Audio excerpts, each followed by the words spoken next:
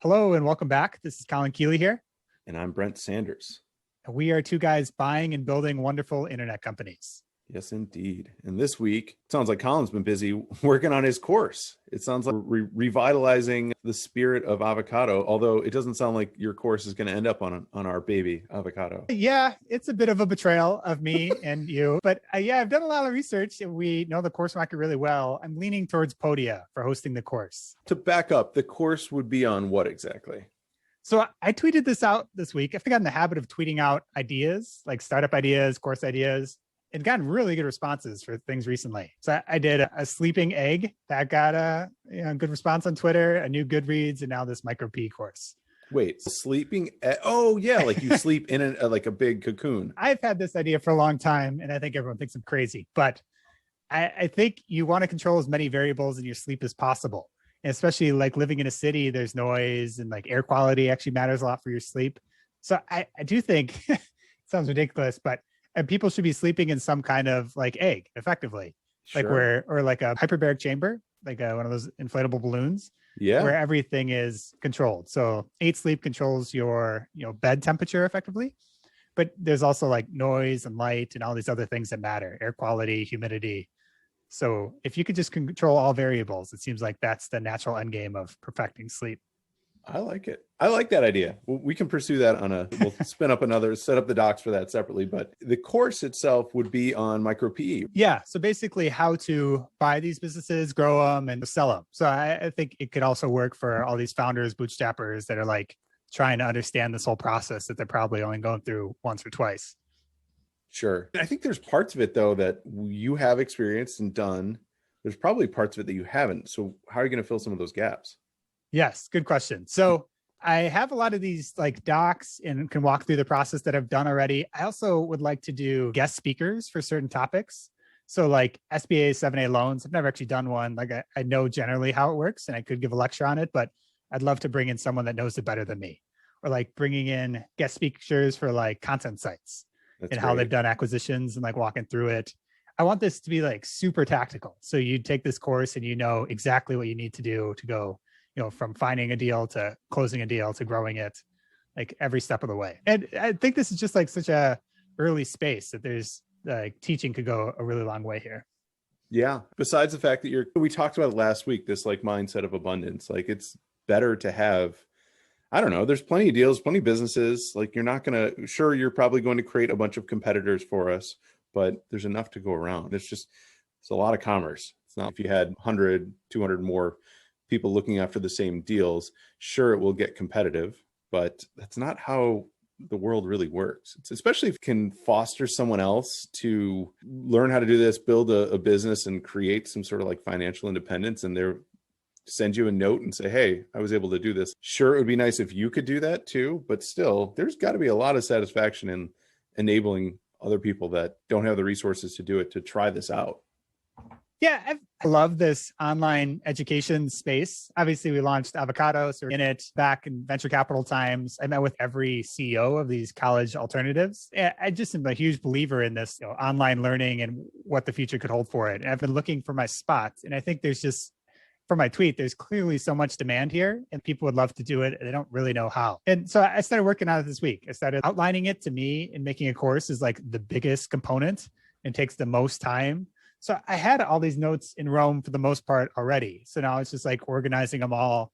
Then I'll put them into effectively a PowerPoint and then record the videos and everything.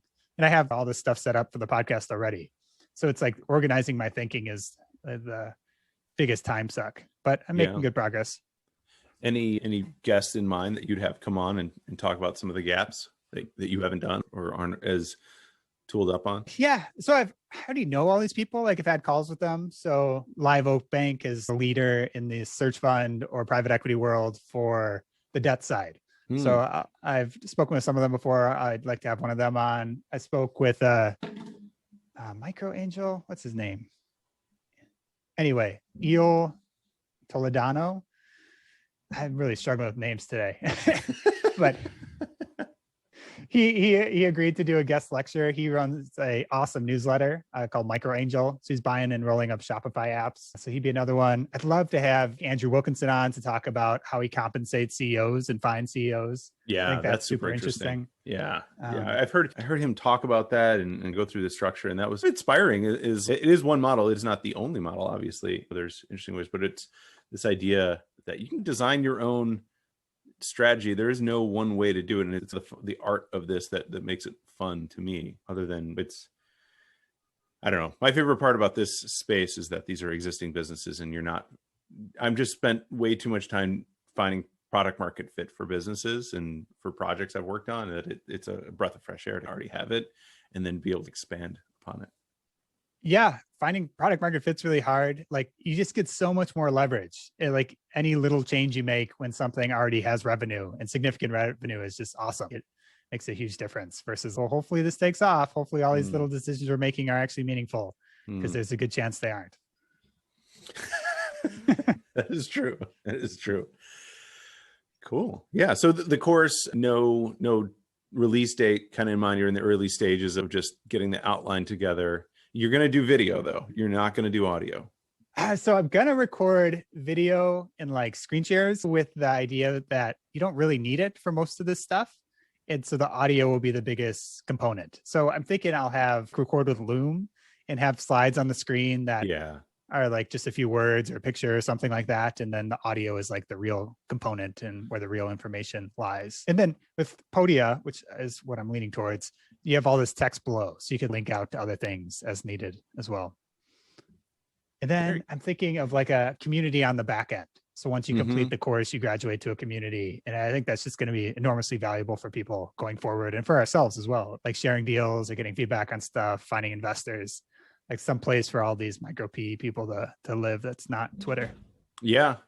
Speaking of which, anything blow up on Twitter this week? I really have been heads down, but is there anything interesting in the Twitter sphere that you've been seeing? Like drama of the week? Yeah. What do you got? Nothing in particular. Elon Musk is sabotaging my Bitcoin, which hasn't been appreciated, but the Doge father. Yeah, that's all right. Now I'm glad I didn't miss anything on Twitter. But one thing that I was spending a little bit of time this week has been in that Shopify world, and it reminded me of, what was the guy that had an implosion? It wasn't Fast. What was the name of the company they were going to do international payments in stores to compete with Shopify? We talked about it, I think, one of our earlier podcasts when he imploded. That was the reason I asked. I was just curious if there were any new Twitter dramas that had popped up. But I've been doing a little bit of work in the Shopify world, and I really do see like what everyone's been talking about. The size of that ecosystem is phenomenal, and there are still plenty of gaps to exploit. We always take a 5-minute break to talk about my goofy candle business, but it is funny that there isn't anybody who, and I bring this up because you and I had this conversation about a year, maybe, no, this is 2 years ago. This was before Oliver was born, about, are you sure you want to build that yourself? Can't you just do it on Shopify? There still is not and so we tried out 2 subscriptions apps now, and none of them really do what like the Cratejoy model is or the boxed subscription model is. So I dug into that to see what it would take. And it really does seem like there's a lot of opportunity there, because they have so many stores, they have so many people, and you can really charge a significant, like a fair amount, as opposed to, it's funny, people will pay $100 a month for a extension to a Shopify app. So let alone an app that powers a major part of your business, like a thing that you need, hey, it's going to change the SKU every month.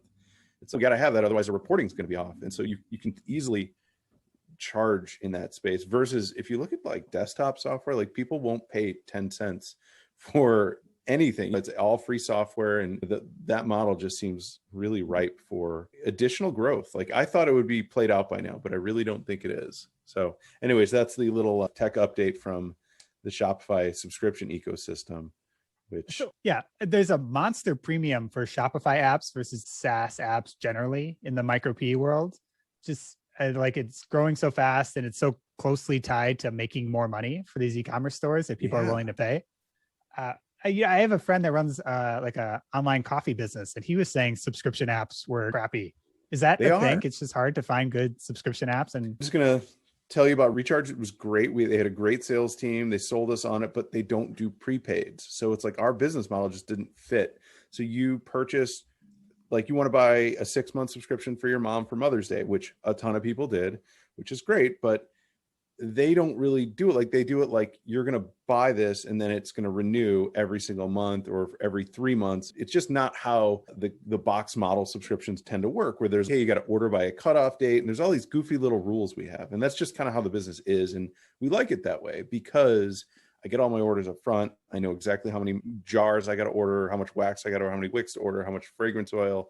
It makes it a very nice, manageable business, but nobody does it. And so I'm probably going to end up building something like that. I don't know. I shouldn't be announcing this right now, but I'm looking into, I had to do so much work with Recharge with their APIs that I was like, I might as well just build a subscription app. This is like, I'm having to work around so hard. So we ended up calling it off.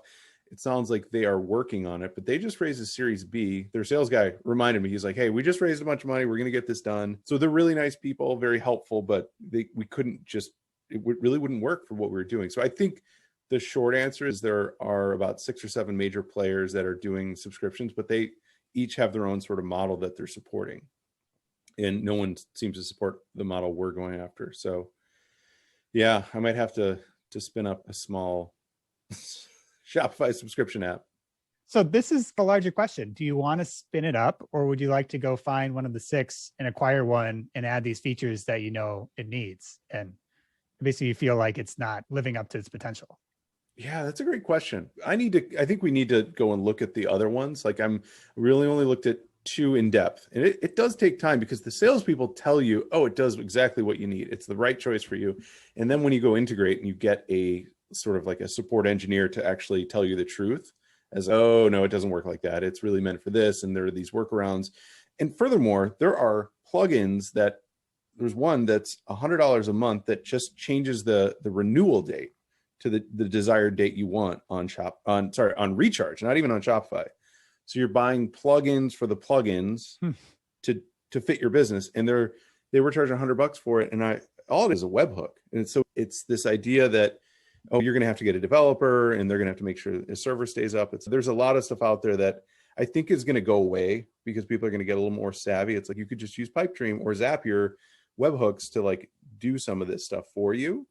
But people aren't, they're in the e-commerce business. They are in the candle business. They're in the coffee business. They don't know how to do this stuff. So I think there is a lot of like crust around that market that will probably go away. But if you can add real value and be the platform for a business, I'm of the mindset, because I have a use case, I just want to build to that, see how it goes. And then there's a big difference between building a subscription app for my business and then building a subscription product on Shopify, because it's just, there's a layer of abstraction you have to add on top of it. And this is the reason why the current sort of incumbents aren't working for me, is because my business is different. And you want to support one way of doing things, which you could do, because the model we use is based on how Cratejoy works. It's very similar.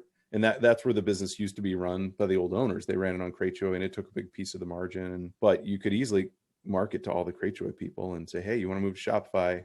This is exactly how Cratejoy works. This is the same model, and you're on Shopify. So here, I'm giving away my free ideas. If somebody wants to build it, who's listening, let me know. I would be happy to sign up. I don't know that I want to spend my time doing this, but I need to do it. Because frankly, as we look at this business, which is on autopilot, we can't sell it being on a custom platform.